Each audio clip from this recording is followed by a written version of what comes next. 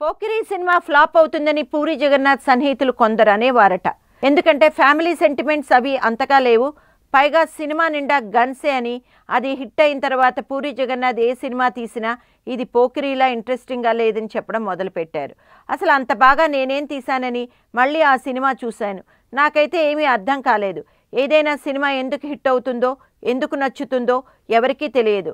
అలా ఎవరైనా నాకు తెలుసు, అలాంటి సినిమా ఎలా రాయాలో నేను నేర్చుకున్నాను అని అంటే నా దృష్టిలో వాడు పిచ్చోడే అంటారు పూరి జగన్నాథ్.